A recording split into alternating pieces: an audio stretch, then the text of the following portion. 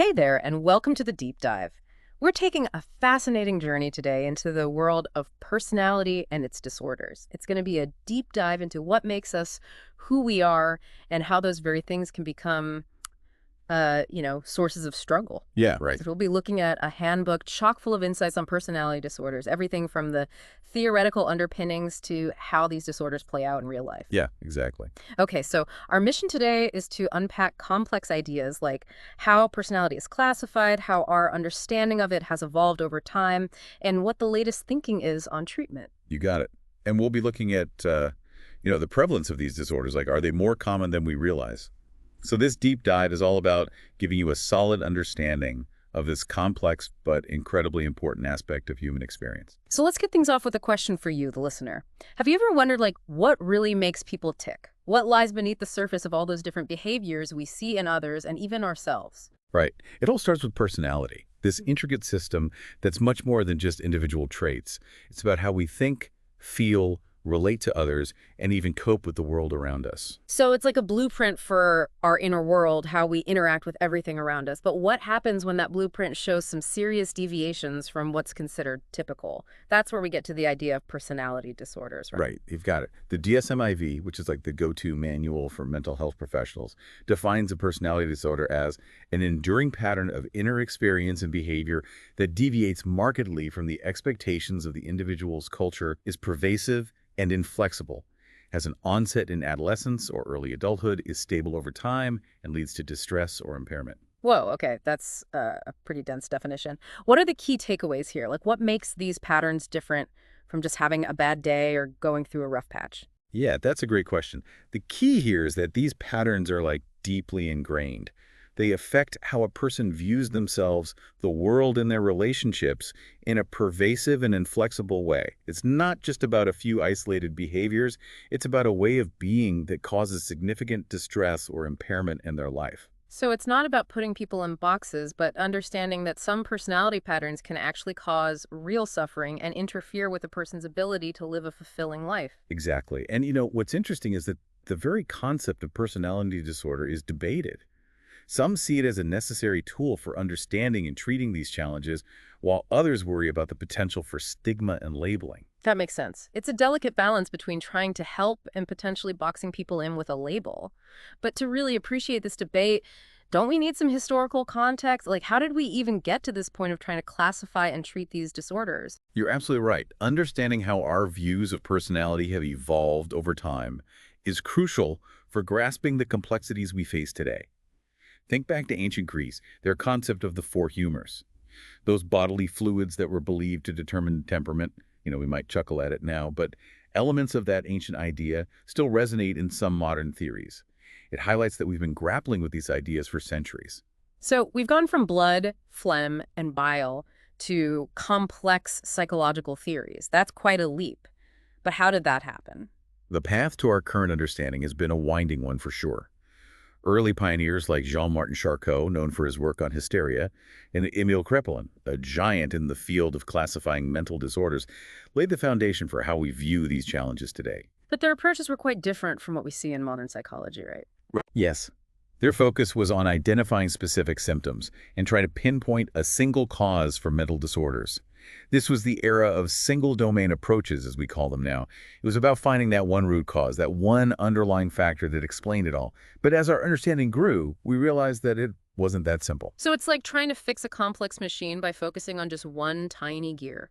That's a great analogy. Over time, we've moved towards more integrative models that look at the whole person, their biology, their psychology, their social environment. And who were some of the key figures in this shift toward a more holistic understanding? One name that stands out is Theodore Millon. He was a trailblazer in personality-guided therapy, really emphasizing that treating a person effectively means understanding not just their symptoms, but the underlying personality system that's driving those symptoms. He helped us move away from just focusing on isolated problems and towards seeing the whole person. So instead of just treating anxiety or depression in isolation, we're recognizing that these issues might be rooted in deeper patterns of thinking, feeling, and relating that are part of a person's overall personality. Exactly, and that's a huge step forward in how we approach mental health. Okay, so we've gone from ancient humors to complex psychological systems, it seems like we've come a long way in our understanding of personality. But if personality is this complex system, how do we even begin to classify it? That's a great question. And it's one that has puzzled psychologists for decades. It's like trying to categorize every cloud in the sky, each one unique but sharing certain features. How do you create a system that captures that incredible diversity while still being useful? So, are there different approaches to trying to classify personality? There are, and this is where it gets really interesting. There's no one-size-fits-all approach, and each perspective has its strengths and limitations. Well, let's unpack some of those different approaches then. One common approach is the categorical system, which is what's used in the DSM-IV. Think of it like sorting books into different genres. You've got your romance, your thriller, your sci-fi. So, in this system, you either have a particular personality disorder or you don't. Kind of like a book either belongs in the mystery section or it doesn't. Right. And this system has its advantages. It's helpful for research, and it makes things easier for insurance purposes. But as you can imagine, it can also feel pretty limiting. I can see how that might feel like being put in a box, especially when we're talking about something as complex as personality. What are some of the other approaches? Well, another perspective is the dimensional approach. This one sees personality traits as existing on a spectrum rather than in those rigid categories. Think of it like a dimmer switch, not just an on-off switch. You can have varying degrees of a particular trait rather than it being either totally present or totally absent. So instead of saying someone has borderline personality disorder, we might say they exhibit certain traits, like emotional instability or impulsivity, to a greater or lesser degree. That seems like it allows for more nuance and individuality. Exactly. And then there are other approaches like the structural, prototypal, and relational approaches, each offering a different lens through which to view personality. So it's not about finding the right system, but about recognizing that each one offers valuable insights and that understanding personality requires considering multiple perspectives. Exactly. And this reflects the reality that personality is incredibly complex, and any attempt to classify it will inevitably fall short of capturing that full complexity. But these systems are still useful tools for understanding patterns and thinking about how to help people who are struggling. Okay, so we've got all these different ways of looking at personality, and none of them are perfect. But before we move on, there's a question that's been nagging at me. Well, we've been talking about these personality disorders like they're relatively rare occurrences. But what if they're more common than we realize? Some research suggests that nearly half the people seeking mental health treatment have a diagnosable personality disorder. That's a really important point, and it raises a lot of questions about whether we're underestimating the prevalence of these disorders. Are we missing signs? Are people not seeking help? Are there societal factors that are contributing to an increase in personality dysfunction? And the fact that prevalence rates vary so much depending on how we measure them adds another layer of complexity. It's like trying to hit a moving target. Exactly, and then you factor in societal issues, poverty, cultural fragmentation, the pressure cooker of modern life, and it becomes even harder to get a clear picture. It makes you wonder, right? Are we living in a time that's actually making it harder to develop healthy and resilient personalities? That's a question worth pondering, for sure. And it highlights the need for more research, especially on personality disorders in children and adolescents. Because if we could identify these patterns earlier, we might be able to intervene and help young people develop healthier coping mechanisms and relationship skills, potentially preventing more serious issues down the road. Exactly. Early intervention is key. And unfortunately, research in this area is still lagging behind. Okay, so we've got this potentially hidden epidemic of personality disorders, and we're still figuring out the best ways to understand and classify them. But there's another layer of complexity we need to talk about, right? The idea of comorbidity. You're right. Comorbidity, that tangled web of multiple mental health issues occurring together, is especially relevant when we talk about personality disorders. It's like a domino effect, isn't it? One mental health issue can trigger or worsen another, making it even harder to untangle what's going on. Exactly, and it raises some really interesting questions. Are we looking at distinct conditions happening at the same time? Or is it all a reflection of a larger dysfunctional system? Are these truly separate diagnoses, or are they different expressions of the same underlying issue? That's fascinating. So it's not just about treating each issue in isolation, but recognizing that they're all interconnected and that addressing personality functioning might be crucial for effectively treating any other mental health issue. You've hit the nail on the head. It's all connected. Okay, so we've covered a lot of ground already. We've talked about how personality is this complex system, how there are different imperfect ways of classifying it, and how personality disorders might be more common than we think, often co-occurring with other mental health challenges. Where do we even begin when it comes to treating these disorders? Well, that's where the diversity of treatment approaches comes in. And what's fascinating is that the chosen approach is often guided by the therapist's theoretical orientation. Different schools of thought offer different maps for navigating this terrain. So there's no magic bullet, no one-size-fits-all solution. Unfortunately, no. Each approach has its own set of strengths, and the choice really depends on the individual and the specific disorder. But regardless of the specific approach, there's one thing that seems to be universally acknowledged: the importance of the therapeutic relationship. That makes a lot of sense to me. If we're talking about these deep-seated patterns of thinking, feeling, and relating, the therapeutic space needs to feel safe and supportive for any real change to occur. You're absolutely right. A strong therapeutic alliance built on trust and empathy is the foundation for any successful treatment. It's like creating a container where the individual feels safe enough to explore those vulnerabilities and to challenge those ingrained patterns that might be causing them pain. Exactly. And you know what's really interesting is how many different angles there are to approaching treatment. Okay, so let's dive into some of those different approaches. Where do we begin? Well, one approach is the interpersonal relational approach. This one focuses on the idea that our relationships and communication patterns play a huge role in shaping our personality and contributing to our difficulties. It's about understanding how those interactions with others can both hurt and heal us. So it's about recognizing that our relationships can be both a source of pain and a pathway to healing. Exactly. And by understanding and changing those dysfunctional patterns in our interactions with others, we can create more fulfilling and supportive relationships, which then can lead to positive changes in our overall personality functioning. That's powerful. But what about those more ingrained thought patterns that can contribute to personality disorders? How do we address those? That's where cognitive therapies come in. They aim to help you identify and restructure those negative or distorted thoughts that fuel problematic emotions and behaviors. It's about recognizing those mental patterns that keep you stuck and then learning to challenge and change them. So it's like rewiring those mental pathways that keep us trapped in unhealthy patterns. Yeah, that's a great way to put it. By challenging those negative thoughts and replacing them with more balanced and realistic ones, you can start to experience a shift in your emotions and behaviors. It's about learning to think differently so you can feel and act differently. And, I've heard of something called schema therapy. How does that fit into the picture? Schema therapy builds on cognitive therapy, but it goes a bit deeper. It focuses on those early maladaptive schemas, which are those core beliefs about yourself and the world that you develop in childhood.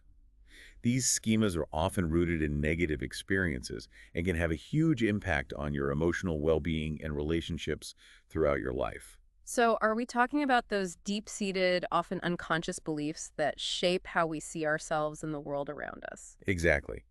And schema therapy helps you identify these schemas, understand where they came from, and work towards changing them.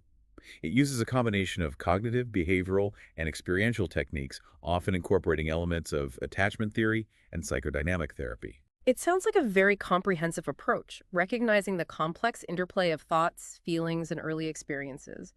Is it used for specific personality disorders? It is. It's been shown to be particularly helpful for people with personality disorders like borderline personality disorder, narcissistic personality disorder, and avoidant personality disorder. And we can't forget dialectical behavior therapy, or DBT, which has gained so much recognition for its effectiveness in treating borderline personality disorder. What makes this approach unique? DBT is a fantastic example of how treatment can be tailored to address the unique needs of individuals with certain disorders. It emphasizes the balance of acceptance and change, helping you learn to regulate your emotions, tolerate distress, and develop healthier coping mechanisms. It's about finding that balance between accepting yourself as you are and working towards positive change. And I've also heard that EMDR, or eye movement desensitization and reprocessing, is being used more and more to address the impact of trauma on personality. Can you tell us a bit about that? Absolutely. EMDR recognizes that unresolved trauma can play a significant role in the development and maintenance of personality disorders, especially those involving emotional dysregulation, interpersonal difficulties, and a negative sense of self. It's a powerful tool for helping people process those painful memories and reduce their emotional impact. So it's about helping people move past those traumatic experiences so they can live more fully in the present. Exactly. It's about helping you reprocess those traumatic memories and reduce their intensity so they don't continue to have such a powerful hold on your life. And it's important to note that while EMDR was initially developed for trauma, it's now being used for a wider range of mental health challenges, including anxiety, depression, and even those deep-seated patterns associated with personality disorders. And while therapy is often the primary focus, medication can sometimes play a supportive role in treatment as well, right? Yes. While medication alone can't cure a personality disorder, it can sometimes be helpful in managing certain symptoms like anxiety, depression, or mood swings. This can create a more stable foundation for you to engage in the deeper work of therapy. So it's like creating a more level playing field so you can fully participate in the therapeutic process without those overwhelming symptoms getting in the way. That's a great way to put it. Yeah. And it's important to remember that the decision to use medication should always be made in consultation with a qualified medical professional, taking into account your individual needs and any potential risks and benefits. Okay. We've been focusing on individual therapy, but are there other treatment settings that can be beneficial for people with personality disorders? You're right. Individual therapy isn't the only option. Sometimes, depending on the severity of the disorder and the individual's needs, more intensive treatment settings can be beneficial. What do you mean by more intensive settings? I'm talking about inpatient or residential treatment programs. These settings provide a highly structured and supportive environment where you can really focus on your recovery while receiving around-the-clock care. It's like pressing pause on the outside world so you can dedicate your time and energy to healing. So it's a temporary safe haven where people can really delve into those deeper issues and develop those crucial coping skills in a supportive and therapeutic environment. That's a great way to think about it. And within these settings, there's often a combination of individual therapy, group therapy, medication management, and skills training, all designed to provide comprehensive care. Speaking of group therapy, what are the benefits of that approach for people with personality disorders? Group therapy can be incredibly powerful for individuals with personality disorders. It offers a unique opportunity to connect with others who are going through similar struggles, to learn from each other's experiences, and to practice those all-important interpersonal skills in a safe and supportive setting. So it's like realizing you're not alone in this journey, that there are others who understand what you're going through and can offer support and encouragement. Exactly. And group therapy can also help you challenge those distorted beliefs you might have about yourself and others. For example, someone with avoidant personality disorder might realize they're actually accepted and valued by the group, which can help them challenge their belief that they're unlovable or unworthy. It's like getting real-time feedback and support in that process of changing those negative beliefs. Precisely. And the group setting allows for a dynamic that you often don't get in individual therapy. It provides a microcosm of the real world, allowing you to practice those communication and relationship skills in a supportive environment with the guidance of a trained therapist. And those skills can then be transferred to your life outside of therapy, creating a ripple effect of positive change. Exactly. And the benefits of group therapy extend beyond just symptom reduction. Studies have shown that it can lead to improvements in self-esteem, interpersonal functioning, and overall quality of life for individuals with personality disorders. So it's not just about managing the disorder, but about truly thriving and living a more fulfilling life. That's the ultimate goal, isn't it? And group therapy can be a powerful tool in helping you get there. We've talked a lot about the challenges of treating personality disorders, but let's shift gears a bit and talk about what successful treatment can look like. What are some of the signs that someone is on the right track? Well, one of the most important signs is an improvement in interpersonal functioning. It's about looking at your relationships and seeing if there are positive shifts. So are they able to build healthier and more fulfilling relationships? Exactly. Are they communicating more effectively? Are they setting appropriate boundaries? Are they able to manage conflict constructively? These are all key indicators of progress. And what about emotional regulation? How does that play into the picture? That's another crucial aspect. Are they better able to manage those intense emotions that often drive problematic behaviors? Are they experiencing fewer mood swings? Are they using healthier coping mechanisms to manage their distress? These are all positive signs that treatment is working. And I imagine an increase in self-awareness is also a positive sign. The ability to step back and look at your own patterns to understand what makes you tick. Absolutely. Are they more in tune with their thoughts, feelings, and behaviors? Are they able to recognize those patterns that contribute to their difficulties? The more self-aware you become, the more empowered you are to make positive changes. So it's about understanding those triggers, those internal and external factors that lead to those unhealthy patterns, and then developing the skills to manage them effectively. Precisely. And how about their overall sense of self? Has that shifted in a positive direction? That's a great point. A lot of people with personality disorders struggle with a negative self-image or feelings of worthlessness. Exactly. So are they developing a more stable and positive sense of self? Are they feeling more confident and less self-critical? These are all signs that the deeper work of healing and growth is taking place. It sounds like successful treatment is really about so much more than just reducing symptoms. It's about those fundamental shifts in how you see yourself, how you relate to others, and how you navigate the world. You're absolutely right. And while the journey can be challenging, those positive changes can have a ripple effect, touching every aspect of your life. And here's something that's really encouraging. Treatment doesn't have to end with just managing the disorder. It can be a springboard to personal growth and a more fulfilling life. That's a beautiful way to think about it. It's about harnessing those newfound insights and skills to create a life that feels aligned with your values and aspirations. You know, as we're talking about this, I'm struck by the fact that the benefits of treatment often extend beyond the individual. It's not just about one person getting better, it's about families healing, communities becoming stronger. That's such an important point. When someone with a personality disorder begins to heal, it impacts their relationships, their families, their communities. It's like a chain reaction of positivity spreading outward from the individual. It's a reminder that mental health is not just an individual issue, it's a societal issue. And when we invest in mental health treatment and support, we're investing in the well-being of our entire society. It's about creating a more compassionate, understanding, and supportive world where everyone has the opportunity to thrive. Now, before we wrap up this section on treatment, there's one more area I want to touch on.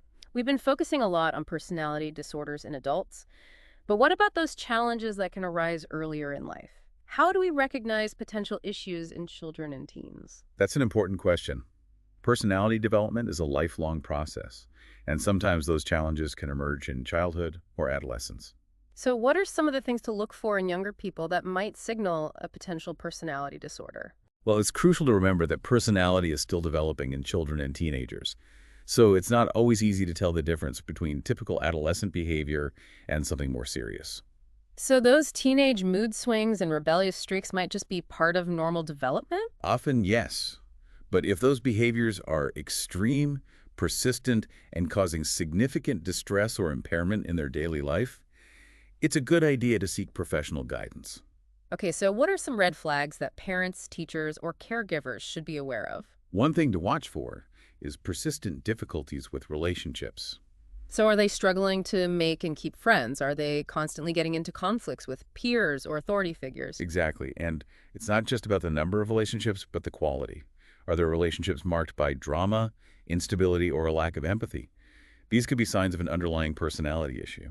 And what about emotional regulation? That seems to be a common thread we've seen across many personality disorders. It is. So you want to pay attention to how they handle their emotions. Are they prone to intense mood swings? Do they have difficulty calming themselves down when they're upset? Do they engage in self-destructive behaviors like cutting or substance abuse to cope with their emotions? Those are all serious warning signs that professional help is needed. Absolutely. And the earlier you intervene, the better.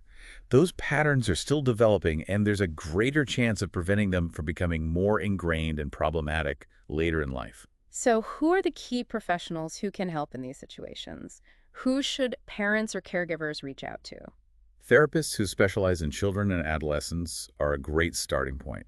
They're trained to assess and treat a wide range of mental health challenges, including those that might point to a potential personality disorder. And what about school counselors or psychologists? They can also be invaluable resources, especially within the school setting. They can provide support, guidance, and even early interventions for students who are struggling. And if those challenges are more severe, might a psychiatrist be involved as well? Yes.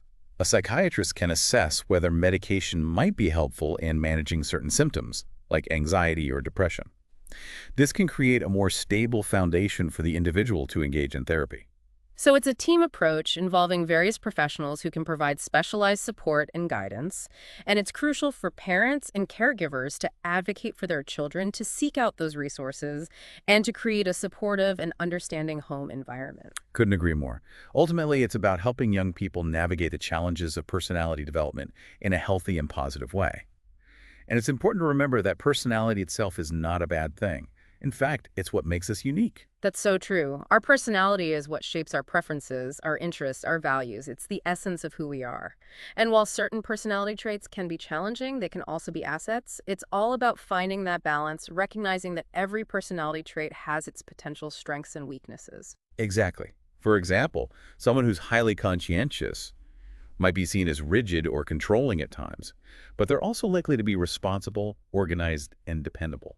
And someone who's very extroverted might be seen as attention-seeking or overwhelming at times, but they're also likely to be charismatic, enthusiastic, and great at connecting with others. It's all about perspective. It's not about trying to erase those unique aspects of yourself, but about understanding them and using them in a way that benefits both yourself and others. So it's not about labeling personality traits as good or bad, but about understanding how they function in our lives and how we can use them effectively. You've got it. And that brings us back to the importance of self-awareness. The more you understand your own personality, the better equipped you are to navigate the world, to build healthy relationships, and to create a life that feels authentic and fulfilling. And that self-awareness can also help us understand and appreciate the personalities of others, even when they're vastly different from our own. Absolutely. Diversity in personality is what makes our world so rich and interesting. By embracing those differences, we can create a more compassionate and understanding society. And that understanding is especially important when it comes to older adults. Right, because personality doesn't just disappear as we age. Not at all. Personality remains a fundamental part of who you are throughout your life. And it can even become more pronounced as you age. Those core traits and patterns you developed over a lifetime tend to stick with you. And it's important to recognize that personality can also be influenced by the aging process itself. What do you mean by that? How does aging impact personality? Well, as we age, we might experience changes in our physical health, cognitive abilities, or social roles. These changes can impact our personality, our outlook on life, and how we interact with others. Think of it as another layer of experience that shapes who we are. So those life transitions and challenges can shape our personality even in later life. They can. And understanding these dynamics is crucial for providing appropriate care and support for older adults. And what about personality disorders specifically? Can they emerge or become more pronounced in later life? They can, though it's essential to distinguish between personality traits that have always been present but might become more noticeable due to age-related changes and those that truly represent a new onset of a personality disorder. It's about recognizing what's typical for that individual and what might signal something more serious. So those grumpy old men we sometimes hear about, are they just set in their ways, or could there be something more going on? Well, it's always best to consult with a qualified mental health professional for a proper diagnosis. But some signs that a personality disorder might be a factor include significant changes in behavior or personality, increased social isolation, difficulty managing emotions, or a decline in self-care. These are all things to pay attention to in aging loved ones. And what about the impact of physical health? Can that play a role in personality changes in older adults? Absolutely. Chronic pain, illness, or disability can all contribute to changes in personality. They can lead to increased irritability, withdrawal, or dependence on others. It's important to remember that physical and emotional well-being are deeply intertwined. That makes sense. Those physical challenges can take a toll on our emotional well-being and our ability to cope with life's stressors. And on the flip side, your personality can influence how you manage your physical health. Someone who's naturally optimistic and resilient might be better able to cope with a chronic illness than someone who's prone to negativity and pessimism. So personality can act as a buffer against the negative impacts of illness. It can also help us stick to healthy habits and follow medical advice. Exactly. Personality plays a significant role in your health behaviors, your adherence to medical recommendations, and even your overall outlook on life when faced with health challenges. So it's another reminder of that powerful mind-body connection and how important it is to address both aspects of well-being, especially in later life. For a long time, we've neglected the importance of mental health in older adults. You're absolutely right. There's been this assumption that emotional struggles are just a normal part of aging. but that's simply not true. Older adults deserve the same access to quality mental health care as any other population group.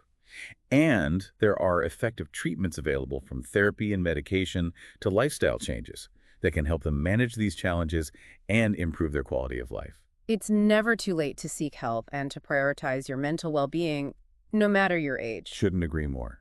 And remember, personality can be a source of strength and resilience in later life as well. That's a great point. We often focus on the challenges of aging, but there's so much wisdom and richness that comes with getting older. Absolutely. Think about all those years of experience, those hard-won lessons, those relationships you've cultivated.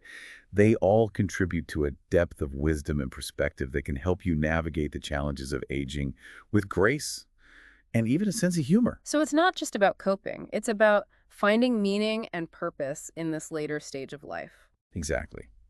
And those personality traits that might have seemed challenging in your younger years can become assets as you age, helping you cope with change, loss, and the ups and downs of life. It's about recognizing that personality, in all its complexity, is an integral part of the human experience throughout our lifespan. As we've been talking about all these different approaches and perspectives, I'm struck by the fact that there seems to be a movement towards a more unified understanding of personality. It's like we're moving beyond those rigid categories and labels and toward a more nuanced and individual understanding of each person's unique journey. You're picking up on something really important. All those different perspectives we talked about earlier, the categorical versus the dimensional, the cognitive versus the psychodynamic, they're starting to converge. So instead of seeing them as competing theories, we're beginning to recognize that they each offer valuable pieces of the puzzle. Exactly. And that's leading to more holistic treatment approaches that integrate the best of what each perspective has to offer. It's not about picking one side or the other, but about bringing those different threads together to create a richer tapestry. So instead of focusing on just one aspect of personality, we're looking at the whole person, recognizing the interplay of thoughts, feelings, behaviors, relationships, and even those underlying biological factors. We're seeing the individual within their unique context. That's the idea. And this shift is also leading to a greater emphasis on the therapeutic relationship as a key driver of change. So no matter what specific techniques or approaches are used, that connection between therapist and client is seen as essential. Absolutely. A strong therapeutic alliance built on trust, empathy, and mutual respect is often the foundation for any successful treatment. It's about creating a space where you feel safe enough to be vulnerable, to explore those difficult emotions and experiences, and to work towards lasting change. It makes sense. If we're talking about those deeply ingrained patterns of thinking, feeling, and relating, the therapeutic space needs to feel safe and supportive for real transformation to happen. It's about creating an environment where genuine healing can occur. Exactly. And you know what's really fascinating is that this movement towards a more unified understanding of personality is also influencing how we think about prevention. Traditionally, the focus has been on treating personality disorders once they've already developed. But now there's a growing recognition that we can also take steps to promote healthy personality development from a young age. That makes a lot of sense. If we can create supportive environments and equip children with the skills they need to navigate challenges, we might be able to prevent some of those deeper issues from arising in the first place. Exactly. And it's not just about preventing disorders. It's about helping all young people develop strong, resilient, and adaptable personalities that will serve them well throughout their lives. It's about investing in mental well-being from the ground up. So what can parents, educators, and communities do to foster this healthy personality development? What are the key ingredients? Well, one of the most important things is to create a secure and loving environment. Those early attachment bonds are crucial. When children feel safe and loved, they're more likely to develop a positive sense of self, to feel confident exploring the world, and to form healthy relationships. It's about providing that solid foundation from which they can grow and thrive. And what about teaching those crucial emotional regulation skills? Yeah. Helping children understand and manage those big feelings that can sometimes feel overwhelming. That's essential. Helping children understand and manage their emotions is key to preventing those patterns of reactivity and dysregulation that can contribute to personality difficulties later in life. It's about giving them the tools they need to navigate the ups and downs of life. And fostering a sense of autonomy and self-efficacy is also crucial, isn't it? Helping them feel empowered to make choices and solve problems. That's another important piece of the puzzle. When children feel empowered to make choices, to solve problems, and to take on challenges, they develop a belief in their own abilities. This can help them navigate life's ups and downs with greater resilience. It's about fostering that can-do spirit. So it's not about shielding them from all difficulties, but about providing the support and guidance they need to face those challenges and emerge stronger on the other side. It's about helping them build those inner resources that will serve them well throughout their lives. Exactly. And here's where it gets really interesting.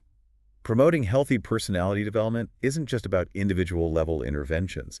There's a growing recognition of the role that societal factors play, things like poverty, inequality, and discrimination. So those larger systemic issues can actually impact personality development. They can. When children grow up in environments marked by adversity, stress, or a lack of opportunity, it can take a toll on their emotional and social development.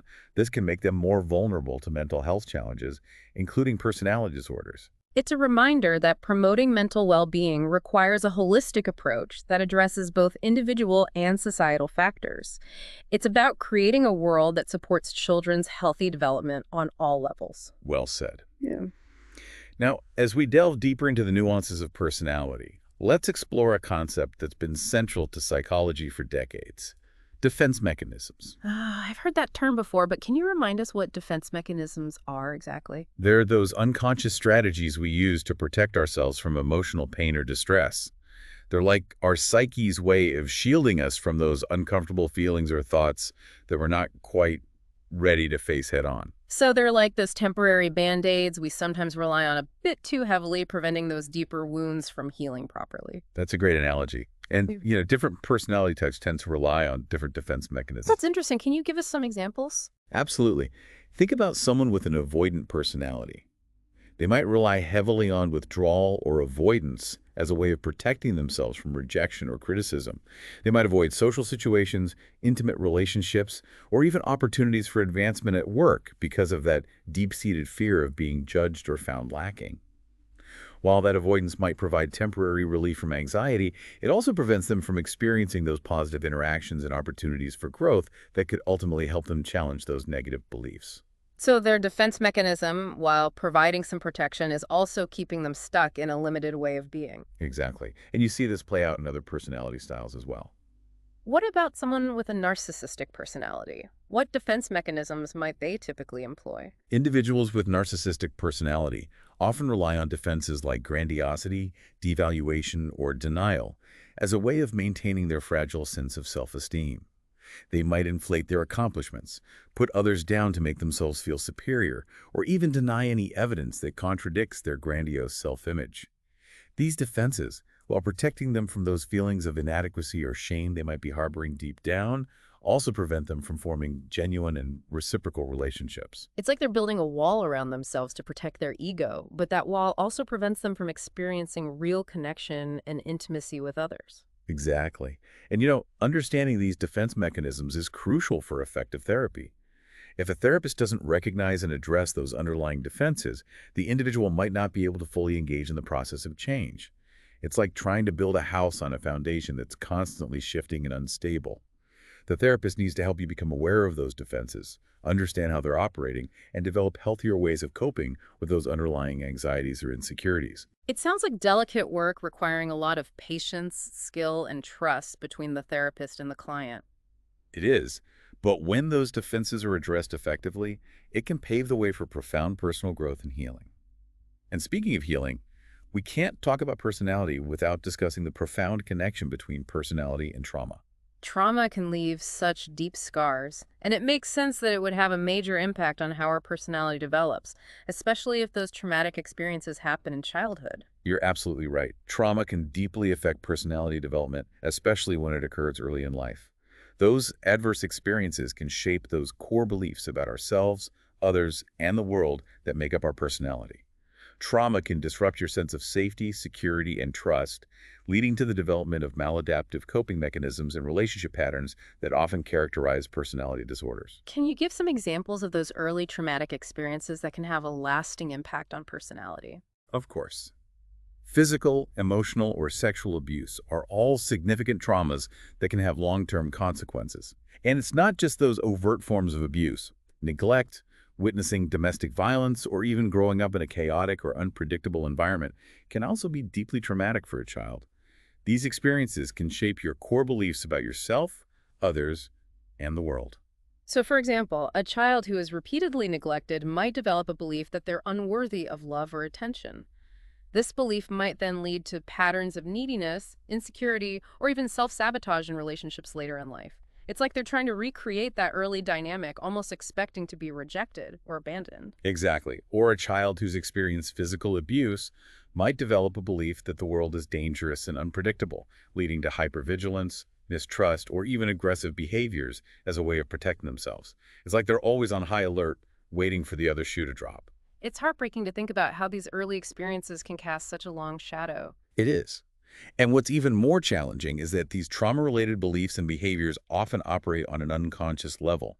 The individual might not even be aware of how those past experiences are influencing their present-day thoughts, feelings, and actions. They might just feel like they're flawed or broken, not understanding those deeper roots of their struggles. That's where therapy can be so powerful. It can help bring those unconscious patterns to light and provide a path towards healing. Exactly. Therapy offers a safe and supportive space to explore past traumas, to process those painful emotions, and to begin to challenge those negative beliefs that have been holding you back. And what are some specific therapeutic approaches that can be helpful in addressing these trauma-related personality issues? Trauma-focused therapies like EMDR or trauma-informed cognitive behavioral therapy can be very effective. These approaches recognize that the trauma needs to be addressed directly, not just the symptoms that have emerged as a result. It's about helping you reprocess those traumatic memories, reduce their emotional intensity, and develop healthier ways of coping with the triggers that might arise. So it's not about erasing the past, but about changing how those past experiences are affecting you in the present. Exactly. And it's important to remember that healing from trauma is a process, not a quick fix. It takes time, patience, compassion, and a safe therapeutic space where you feel empowered to face those difficult emotions and memories. And that brings us to a really important point. Even though trauma can have a profound impact on personality, it doesn't have to define you. There's always the possibility of healing and growth, even in the aftermath of those painful experiences. You've hit on a crucial concept here, post-traumatic growth. It's the idea that even in the face of adversity, you can experience positive psychological changes. It's like that saying, what doesn't kill you makes you stronger, but with a more nuanced understanding of the complexities of trauma. So it's not about minimizing the pain and suffering that trauma can cause, but about recognizing that healing and growth are possible even after those difficult experiences. It's about finding that resilience within yourself. Exactly. And you know, it's fascinating that those who experience post-traumatic growth often report a greater sense of purpose, a stronger connection to others, and a deeper appreciation for life's simple joys. It's like they've gone through the fire and emerged with a newfound clarity and strength. That's a beautiful way to put it. It's a reminder that even in the face of adversity, the human spirit has an incredible capacity for healing and transformation. And it's a message of hope that we can all hold on to. Absolutely. Now, as we wrap up this deep dive, I think it's worth circling back to that initial question we posed. What truly lies beneath the surface of human behavior? We've explored so many facets of personality, the theories, the disorders, the treatments, the connections to physical health and trauma, but it all comes back to that fundamental curiosity about what makes us tick. It's a question that has fascinated philosophers, artists, and scientists for centuries, and it's one that continues to drive our exploration of the human experience. And while there's still much to discover, one thing is clear. Personality is not a fixed, unchanging entity. It's a dynamic and multifaceted system that's shaped by a complex interplay of nature and nurture, biology and experience.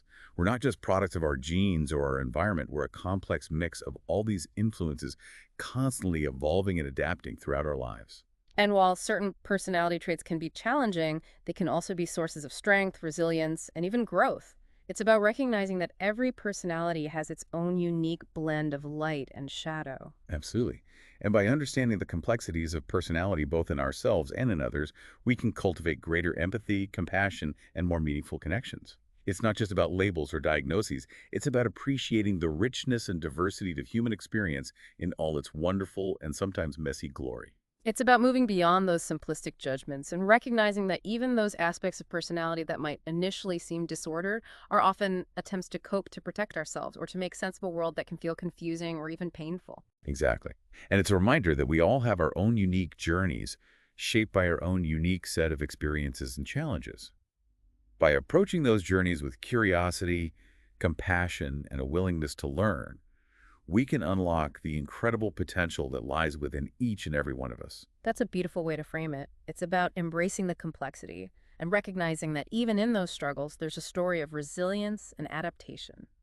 And, as we wrap up our exploration of personality, it's important to remember that understanding your own personality is an ongoing journey. It's about paying attention to your patterns, your strengths, your vulnerabilities, and how those things shape your interactions with the world. It's about asking yourself those big questions. Who am I? What do I value? How do I want to show up in the world? And it's about recognizing that you have the power to choose how you respond to those challenges, to learn from your experiences, and to continue evolving throughout your life. Personality is not a life sentence. It's a dynamic force that you can shape and mold through your choices and actions. That's such an empowering message. We're not just passive recipients of our personality, we're active participants in its ongoing development. Exactly. And that realization can be incredibly liberating. It means you have the power to create the life you want, to nurture the aspects of your personality that bring you joy and fulfillment, and to work on those areas that might be causing you difficulty. And that brings us to a really important point. Even though we've been focusing a lot on those aspects of personality that can cause suffering and impairment, it's crucial to remember that personality is not inherently bad or disordered. Right. It's what makes us who we are. It's the source of our creativity, our passions, our unique perspectives. Exactly. And when we understand those dynamics, we can start to see those so-called negative traits in a new light. We can recognize that even those aspects of ourselves that might seem challenging or annoying can also be sources of strength, resilience, and even growth. It's about finding that balance, appreciating the full spectrum of human experience. Well said. It's about embracing all those quirks and contradictions that make us who we are.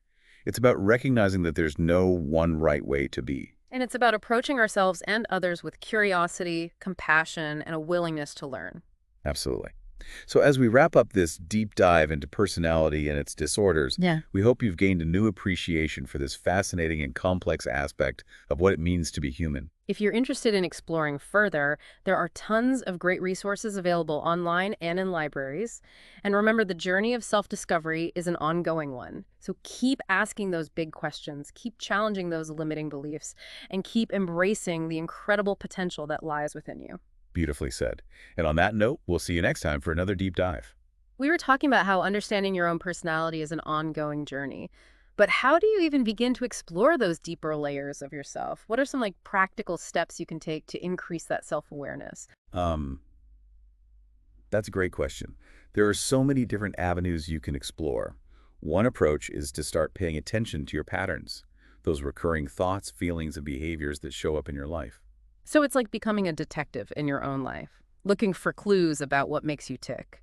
What are some specific things you might pay attention to? Well, start by noticing how you typically react in different situations. How do you handle stress? How do you approach conflict? How do you express your emotions? What are your strengths? What are your weaknesses? Right, so it's about recognizing those tendencies, those default modes of operating that you might not even be aware of. Exactly. And another powerful tool is feedback from others. Ask trusted friends, family members, or colleagues for their honest perspectives on your personality. What do they see as your strengths? What are some areas where you might need to grow? Yeah, that can be a little scary, can it? Opening yourself up to that kind of feedback. But I imagine it can also be incredibly valuable. It can be. And it's important to remember that not all feedback is created equal. Seek out input from people who know you well, who care about you, and who you trust to be honest and supportive. And remember, it's ultimately up to you to decide what resonates with you and what you want to work on. And there are also all sorts of personality assessments out there, aren't there? Like the Myers-Briggs or the Enneagram. Can those be helpful tools for self-discovery? They can be. But it's important to approach them with a healthy dose of skepticism. These assessments can be fun and thought-provoking, but they shouldn't be taken as gospel. Use them as starting points for exploration, not as definitive labels. So it's about taking what resonates, what feels true to you, and leaving the rest behind. Exactly. And remember, the ultimate goal isn't to fit yourself into a neat little box, but to gain a deeper understanding of your unique and multifaceted self. And this journey of self-discovery can be incredibly rewarding, leading to greater self-acceptance, stronger relationships, and a more authentic and fulfilling life. It's about embracing all those quirks and contradictions that make you who you are. Well said. And, as we wrap up this deep dive, I think it's worth acknowledging that This exploration of personality is just the tip of the iceberg. There's so much more to learn, so much we're still discovering about this fascinating and complex aspect of the human experience. It's a reminder that we're all works in progress, constantly evolving and growing. Absolutely. And by embracing that journey of self-discovery, by remaining curious and open to new insights, we can continue to unlock the incredible potential that lies within each of us. Thank you for joining us on this deep dive into the fascinating world of personality. We hope you've gained some valuable insights and perhaps even a renewed sense of wonder about what it means to be human. And remember, as you go out into the world, keep exploring, keep questioning, and keep embracing those unique and wonderful aspects of yourself that make you, well, you. Great advice. Thanks for joining us.